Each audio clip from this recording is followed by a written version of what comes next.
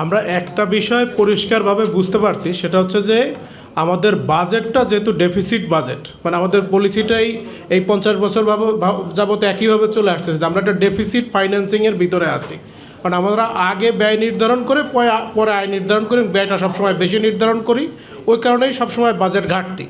আর budget ঘাটতি পূরণ করার ক্ষেত্রে এই ইনডিরেক্ট ট্যাক্স আহরণ করার চেয়ে সহজ আর কোনো পথ সরকারের কাছে নাই। কারণ ডিরেক্ট ট্যাক্স আহরণ করার ক্ষেত্রে যেই লোকবল, যেই পরিশ্রম, যেই চ্যালেঞ্জ, এইটা সরকার কখনো নিতে চায় না বা নিবেও না। কারণ ডিরেক্ট ট্যাক্স আহরণ করতে গেলেই বিভিন্ন জায়গা থেকে সরাসরি ইনফ্লুয়েন্স আসে।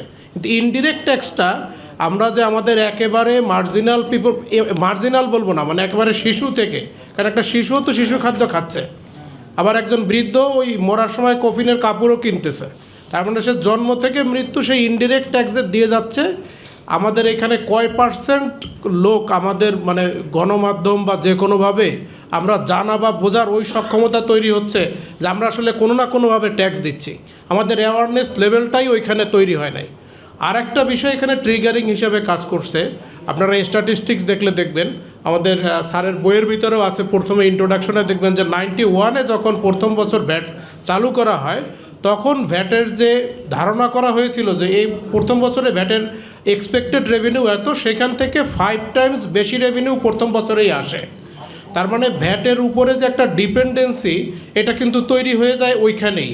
এবং গত কয়েক বছরের স্ট্যাটিস্টিক যদি দেখেন, ভ্যাটের গ্রোথ 15 to 20% সরকারি ডাটায়। তাহলে যেখান থেকে 15 to 20% গ্রোথ হচ্ছে, মানে ইকোনমির অবস্থা কিন্তু ভালো না, তারপরও হ্যাঁ তারপরেও 20% গ্রোথ হচ্ছে, হোয়ারাজ ইনকাম ট্যাক্সের গ্রোথটা কিন্তু নেগেটিভ।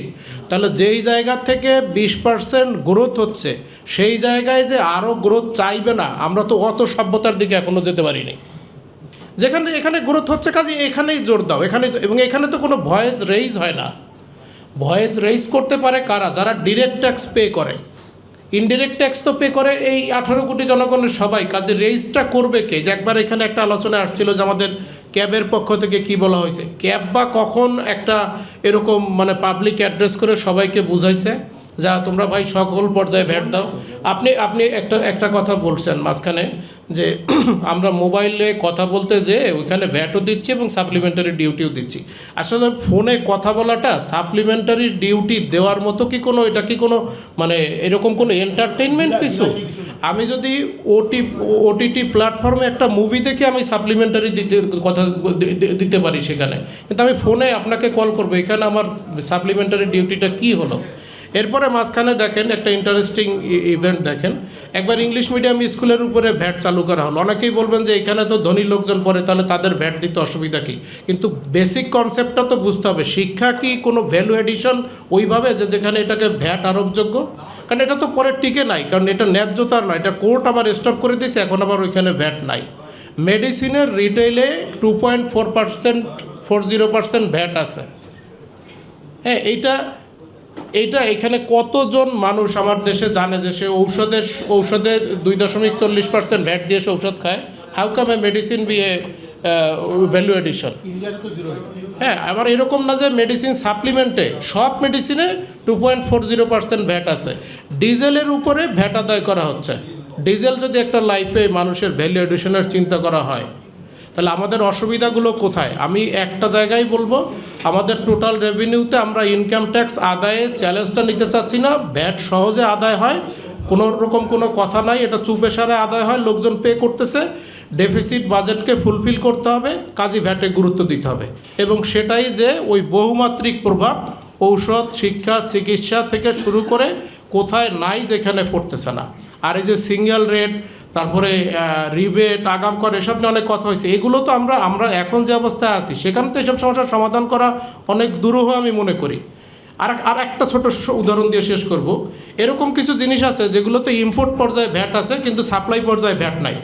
যেমন পশু খাদ্যের ইনগ্রেডিয়েন্টস, এই মুহূর্তে আমি বলি, তো পশু খাদ্যের ইনগ্রেডিয়েন্টসটা তো খুব একটা বেসিক পণ্য, মানুষ না খেলেও ওই মানুষ তো ডিম, গরু, ছাগল, মুরগি এগুলো খায়। তো এই ইম্পোর্টাররা ভ্যাট দিয়ে আসে ইম্পোর্ট স্টেজে, কিন্তু তার সাপ্লাই স্টেজে ভ্যাট নাই। তার মানে তার ইম্পোর্টের ভ্যাটটা সে ফেরত পাবে, কিন্তু আমাদের রিফান্ড মেকানিজমকে এমনভাবে তৈরি করে রাখা হয়েছে, যেটা এখানে আমাদের আগের কয়েকজন আলোচক বলে গেছেন, যে ফল আমদানিকারক ছাড়া এই দেশে কে ভ্যাট ফেরত পেয়েছে আপনারা দেখান। মানে ফল আমদানিকারক কীভাবে পায় ওরা? ফল আমদানিকারকদের একটা অ্যাসোসিয়েশনের মুভমেন্ট ছিল, বা ওদের ওই ব্যাপারটা যেভাবে হাইলাইট হয়েছে বিভিন্ন জায়গায় ভাই এটা নিয়ে কথা হয়েছে যে দেশীয় ফলের উৎপাদন তো এরকম না। হ্যাঁ, তো আমরা এই প্রেসক্রিপশনের ভিতরেই আসলে থেকে যাচ্ছি।